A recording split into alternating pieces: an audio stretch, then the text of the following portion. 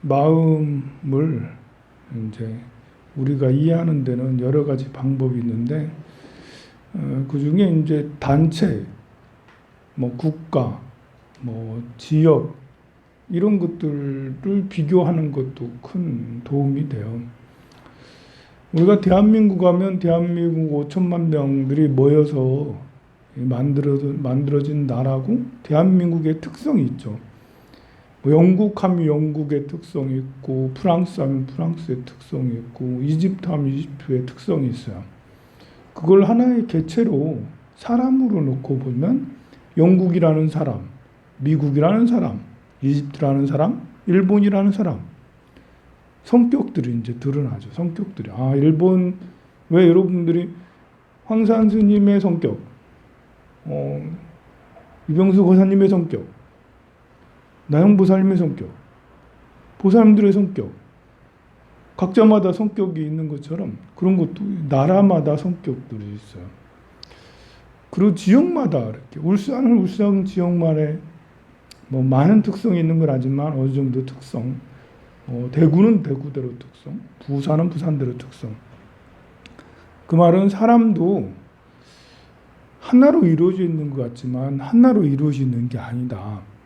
사람도 눈, 귀, 코, 입, 혀, 신체 그리고 오장, 육부 같은 기관들이 모여져 있다.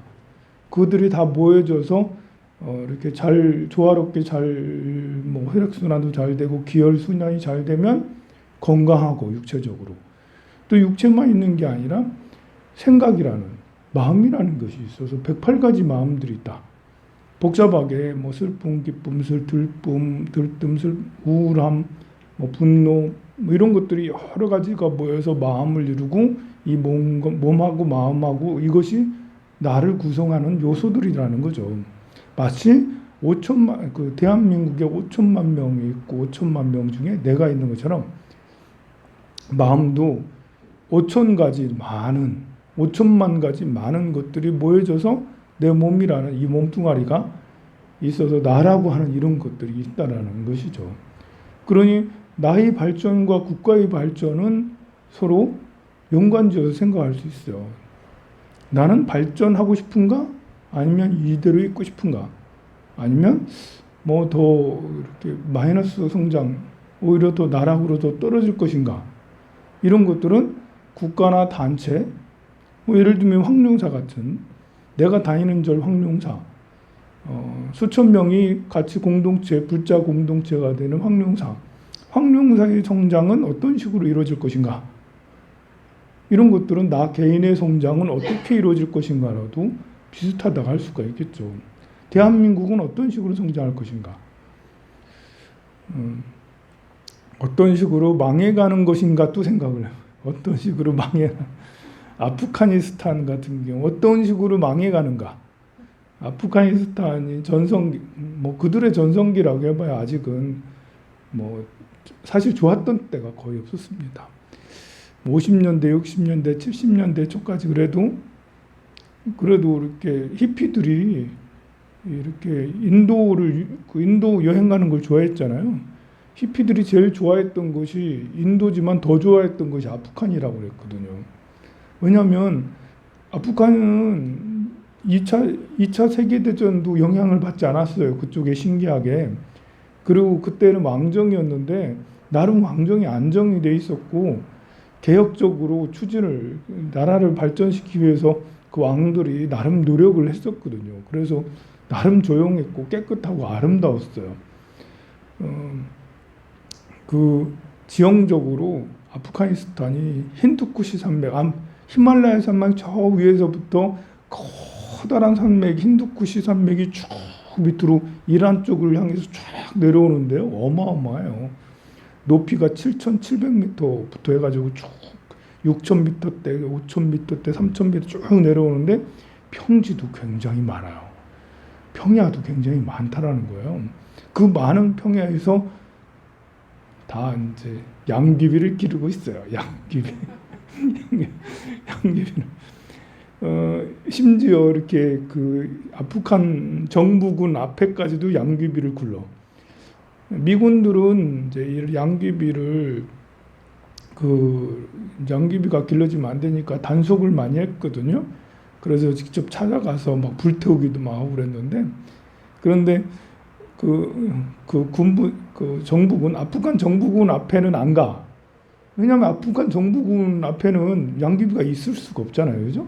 기지가 여기 이렇게 있어요. 근데 그 기지가 평양 앞에 다 있거든. 근데 거기 양귀비가 잔뜩 있어요. 그 말은 군이 뭘 받아먹고 있다라는 거죠. 군이 부패하니까 군 정부군 앞에 양귀비 밭이 수만 평 쫙 깔려 있어. 미군들은 생각하지도 못하고 있었겠지. 어떻게 자기 정부군 앞에 양귀비 농장들 있냐고 엉뚱한 데 계속 찾아다니면서 했는데도 그게 안 되는 거예요. 그런 양귀비 농장을 해서 농부들이 그걸로 이제 뭐 먹고는 살지만 많은 수익들은 탈레반 쪽으로 다 흘러가게 됐거든요. 탈레반의 주 수입원은 양귀비, 그리고 더 큰 수입원이 있었어요. 그게 뭐냐면 미군이 정부군에게 지원을 해주거든요. 뭐 이렇게 군에 이제 숫자가 많으면 아프간 정부군이 30만 명 정도 된다고 했거든. 그럼 월급을 준다든지 무기를 준다든지 뭐 이런 게 많은 지원이 있을 거 아니에요. 일단 정부군이 30만이 정말 맞나? 아닐 수 있다라는 거예요. 이렇게 숫자를 속이고 또 무슨 대포나 뭐 이렇게 비행기나 뭐나 뭐 이런 여러 가지 이제 그 무기들 있잖아요. 그런 것들을 그걸로 이제 탈레반하고 싸우라고 주면 그게 반 정도는 다 어딘가 없어져 사라져. 그게 어디로 갔냐? 탈레반들한테. 탈레반이 그 정부 이쪽 지역을 또 장악을 많이 하고 있기 때문에 그래요. 그거는 미군들이 굉장히 뭔가를 잘 모르고 착각했던 것인데,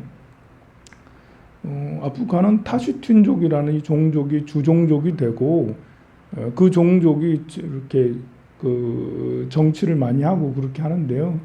그러니까 같은 종족끼리 반미 정서가 있으니까 미국한테 받은 것들이 그쪽 탈레반으로 계속 들어가는 이런 거 나갈 수가 있겠죠.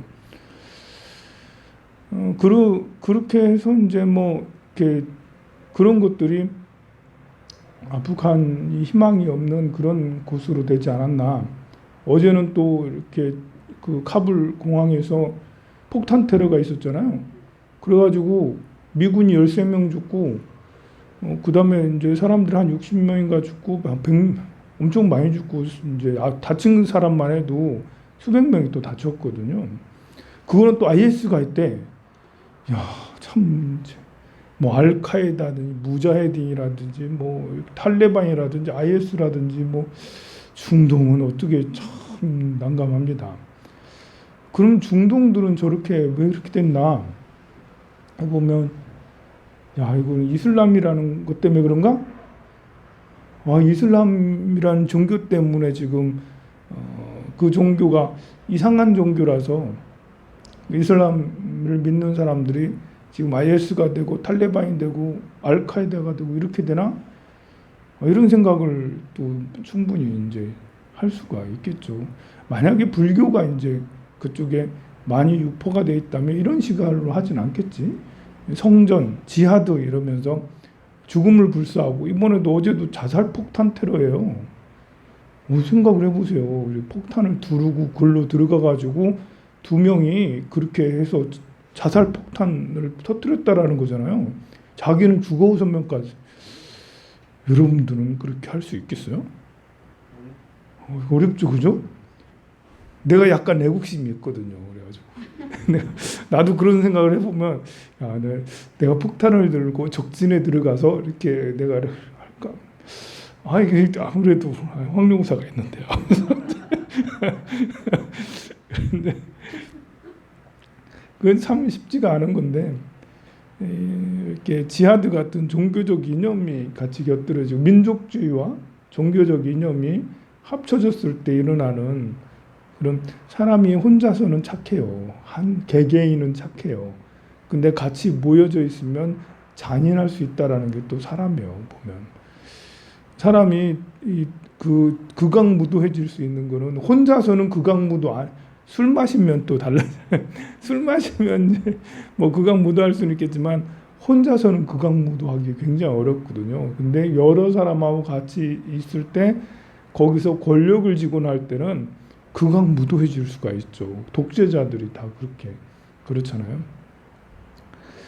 아프가니스탄은 오랫동안 지역적으로 아니 내가 태어났더니 내 상황이 이래라는 이런 거, 내가 태어났더니 대한민국이야, 내가 태어났더니 아프가니스탄이야. 아프가니스탄은 이제 지도를 보면 참 이제 이렇게 좋기도 하고 나쁘기도 할 수가 있어요. 이렇게 중국이 옆에 있고 이란이 옆에 있고 위에 러시아가 있고 남쪽으로 이렇게 인도가 있는데요. 인도가 이제 아쇼카 왕이 막 득세하고 올 때 그 아프가니스탄까지고 저쪽 그리스 쪽에서 이렇게 알렉산더 대왕이 막 이렇게 했을 때는 알렉산더에서 그쪽으로 왔고 페르시아가 강성했을 때는 페르시아 영토가 됐고요. 그래서 이제 그 아프가니스탄은 자기네 나라를 이룬 적이 잘 없어요. 여러 종족들의 타지킨족, 뭐 타지크족, 뭐 무슨 족 여러 종족이 있었는데 자기네 나라 종족이 이렇게 해서 나라를 이룬 게 거의 없다가 나중에 17세기, 18세기가 돼서야지 왕이 등장하고 그러는데 그때까지만 해도 그 전까지만 해도 이쪽 나라가 됐다가 저쪽 나라 되었다 저쪽 나라 되었다 그렇게 되었습니다. 이제 한때는 러시아하고 영국하고 서로 경쟁 관계가 됐을 때가 있었어요. 러시아도 사실은 이렇게 역사에서 그 굉장히 이렇게 비중 있는 그런 나라로 등장하기 시작한 지가 17세기부터밖에 그 전부터는 별로 오랑캐처럼 중국에서 생각하는 저 오랑캐처럼 별로 러시아는 그렇게까지 역사로 등장을 하지 못했는데요. 표도로 대제라는 이 사람이 좀 이제 영토 확장을 뭐 이렇게 왕권 확보를 좀 하면서 그 이후로 좀 발전하더니 나중에 나폴레옹을 이겼죠. 나폴레옹이 러시아 가서 완전히 괜히 러시아 들어가가지고 독일도 러시아 들어가가지고 그것 때문에 폭망했고 그 나폴레옹도 괜히 러시아 안 들어가도 되는데 괜히 해방시킨다고 나폴레옹도 나름 그 이유가 있어서 유럽을 정복했거든요. 왜냐하면 그 당시 유럽들은 왕이나 귀족들이 나라를 다 다스리고 있었는데 그때 프랑스 대혁명을 일으키면서 프랑스가 귀족들을 무너뜨리고 왕을 무너뜨리고 민중이 이제 이렇게 주인이 되는 그런 걸로 체제로 바뀌었는데 나폴레옹이 본인이 황제라고 하면서도 그래도 프랑스 정신, 혁명 정신을 내세워서 유럽을 이렇게 전부 다 왕정에서 공화정으로 이렇게 하겠다라는 나름 이제 굉장히 뭐랄까 이렇게 커다란 야망, 꿈을 안고 전쟁을 일으켰는데 사실 러시아는 들어가지 말았어야 되죠. 러시아가 그렇게 춥고 그렇게 늪이 많은지는 몰랐다. 늪이 너무 많고 춥고 그렇다라는 거. 그래서 독일도 그에 들어갔다가 독일도 패망의 근본적인 원인 중에 하나가 됐습니다. 근데 이 러시아가 나폴레옹을 이기면서 방어를 하면서 그때부터 굉장히 강해지게 되고 유럽에서 강자로 떠오르게 돼요. 그러면서 유럽의 강자로 떠올리면서 러시아는 더 그때만 해도 이제 전 세계가 제국주의에서 여러 식민지를 개발하고 절정기였어요. 영국도 전 세계 해가 지지 않는 나라가 됐고 프랑스도 아프리카니 어디니 뭐 많은 식민지를 만들고 그럴 텐데요. 러시아도 세계에 진출해야 된다는 그런 생각에 항구가 있어야 된다. 부동항이 있어야 된다라 해가지고 계속 항구를 찾아다녔는데 거기 가는 데마다 영국이 길목을 잡고 그 부동항을 확보를 못하게 했어요. 그래서 이제 크림반도 이런데 터키 그 위에 크림반도에 또 19세기, 18세기인가 이때도 전쟁에서 이렇게 그 러시아가 지었거든요. 그러다가 이렇게 극동으로 넘어와서 우리나라로 오게 된 거예요. 이렇게 러시아가 연해주로 내려와가지고 이쪽으로 한국으로 이렇게 조선으로 진출을 하려니까 이제 영국이 와가지고 거문도를 점령하고 영국이 19세기죠. 19세기 중순쯤에 거문도를 점거한 상태가 있었어요. 그것도 러시아가 남하하는 걸 막기 위해서 우리 여기까지 와가지고 했고, 그리고 러일 전쟁 있잖아요. 러일 전쟁할 때 영국은 일본 편을 들었어요. 가만 보면 왜 영국하고 러시아, 일본하고 왜 서로 손을 잡는 거지? 좀 약간 이상했거든. 러일 전쟁하는데 영국이 일본 편을 들었네. 그것도 역시 똑같은 거였어요. 러시아가 더 남하하는 걸 막기 위해서 영국은 일본을 지원해주고 러일 전쟁을 하도록 그렇게 했었던 거죠. 결국 러시아는 일본한테도 지게 됐습니다. 그걸 보고 그레이트 게임이라고 그래요. 그런 그레이트 게임에서 아프가니스탄 쪽으로도 내려와서 아라비아 쪽으로 진출하려고 러시아가 아프가니스탄을 지나서 파키스탄으로 내려가면 아라비아에거든. 그쪽으로 진출하려고 내려왔다가 역시 내려오려고 하다가 이제 영국이 그걸 또 막고 막 그랬습니다. 그런데 이제 그러면서 이제 영국이 아프가니스탄을 점령을 잠깐 했던 적이 있었어요. 근데 점령하면서 나중에 독립을 시켜줄 때 파키스탄하고 영국하고 서로 금을 이렇게 그었는데요. 금 긋는 것이 대단히 잘못돼 가지고 파슈틴족이 이쪽은 파키스탄, 저쪽은 아프가니스탄이 된 거예요. 그러니까 같은 파슈툰족은 한 5,500만 정도 돼요. 1,500만 명 정도가 이제 그 아프가니스탄으로 됐고 2천만 명 정도가 파키스탄이 된 거예요. 그러되면 이제 참 난감해지는 거죠. 그러면 파슈틴족은 이쪽으로 아프가니스탄으로 가면 그냥 이제 주종족이 되는데 파키스탄에서는 소수민족이거든. 파키스탄이 인구가 2억 2천만 명이에요. 파키스탄이 엄청 우리나라보다 한 7배 정도, 남한보다 7배 정도 영토가 높은데 인구는 2억 2천만 명. 인구 엄청나게 많아요. 아프가니스탄하고 파키스탄하고 땅 크기가 비슷한데 아프가니스탄은 인구가 4천만 명? 4천만 명 정도 되고요. 파키스탄은 2억 2천만 명. 세계에서 5번째로 인구가 많아요. 몰랐죠. 파키스탄이 그렇게 많아요. 너무너무 많아요.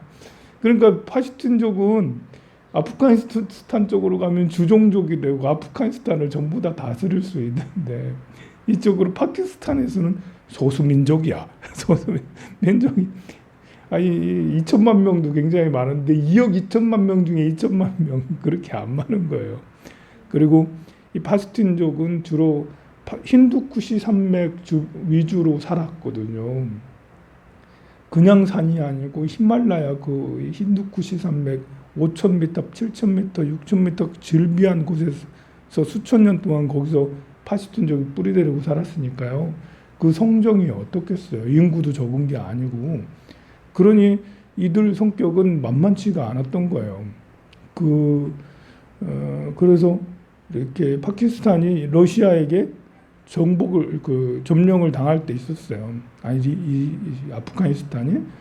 아프가니스탄이 이제 그 왕들이 개혁을 여러 번 추진했다라고 그랬는데 그 왕들이 나중에는 이제 러시아의 이런 것들, 소비에트의 이런 것들을 동경해서 소비에트의 공산주의 이런 것들을 추진을 했어요.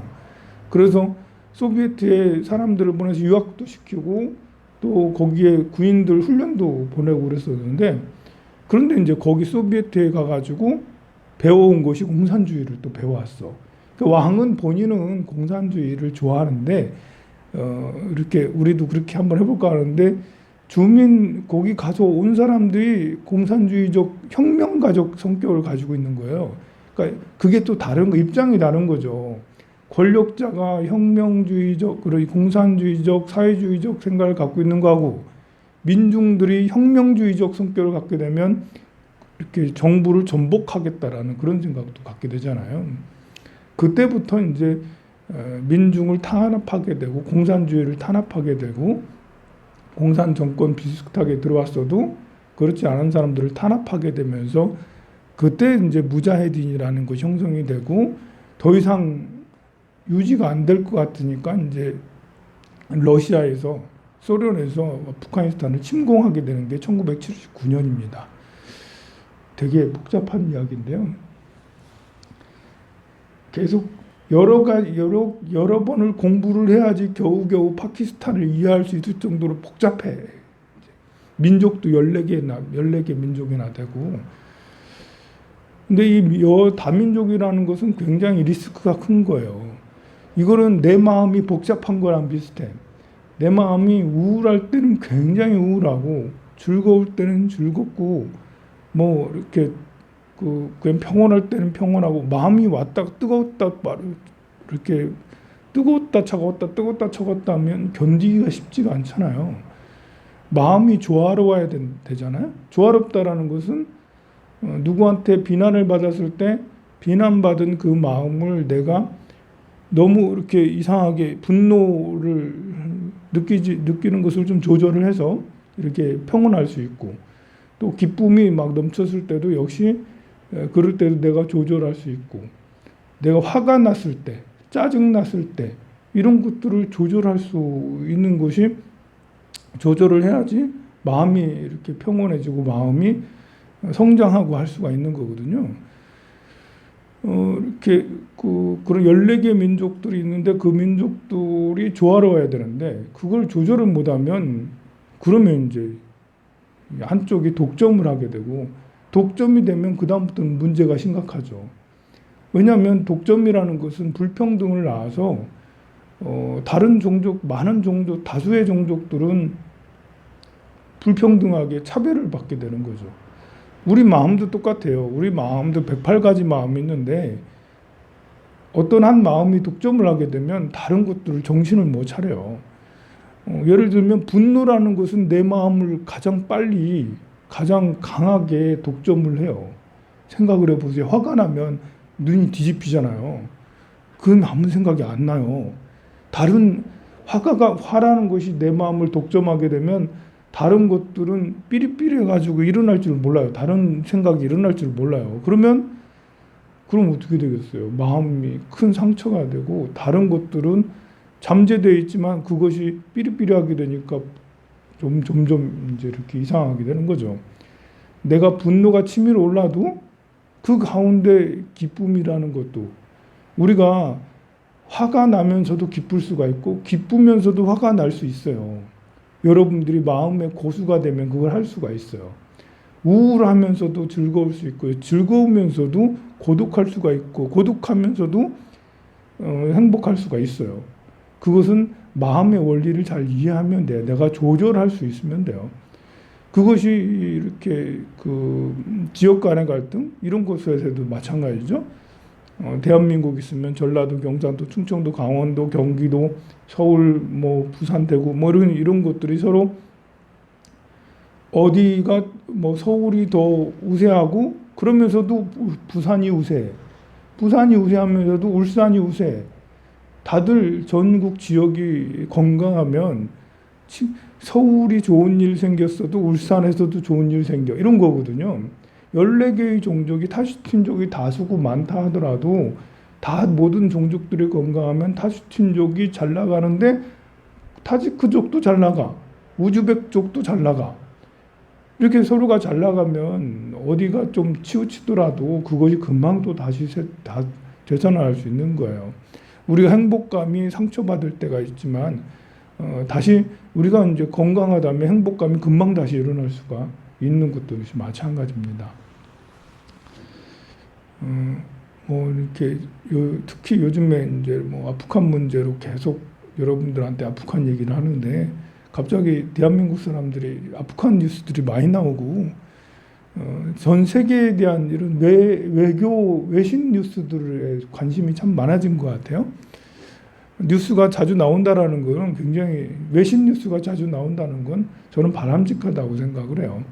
왜냐하면 우리 국내 일들만 이제 이렇게 관심 갖다 보면 우리끼리만 이렇게 싸우게 되는데, 세계적인 것에 관심을 갖게 되면 우리가 비교할 수도 있게 되고, 이제 타산지석처럼 보고 배울 수도 있기 때문에 또 세계 정세를 잘 읽을 수가 있어요. 우리가 세계 정세를 잘못 읽으면 저렇게 알카에다나 탈레반처럼 저렇게 IS처럼 저렇게 되잖아요.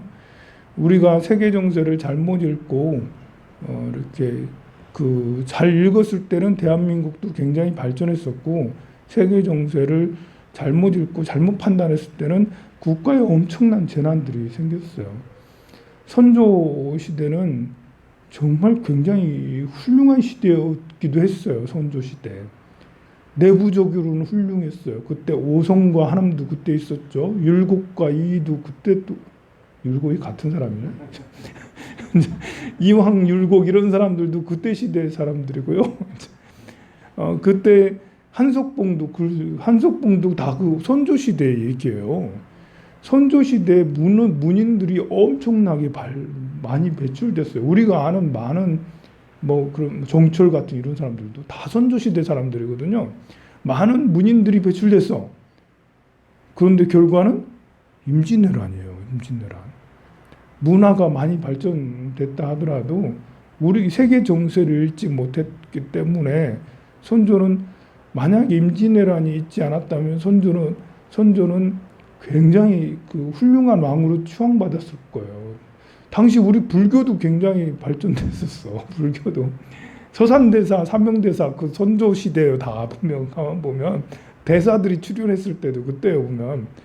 그러니 그 만약에 임진왜란 안 일어났다면 선조는 훌륭한 대왕, 세종대왕처럼 이렇게 우리한테 굉장히 훌륭한 왕으로 추앙받을 텐데, 근데 국제 정세에 전혀 관심이 없는 바람에 국제 정세를 잘못 읽어서 결국은 우리나라의 가장 임진왜란의 피해는 말로 다 할 수가 없어요. 그 7년 동안에 우리나라가 얼마나 많이 죽고 피해를 얼마나 많이 받았는지는 이루 말할 수, 뭐 6.25는 말도 아니고 훨씬 더 심했다고 할 수가 있습니다. 성불하세요.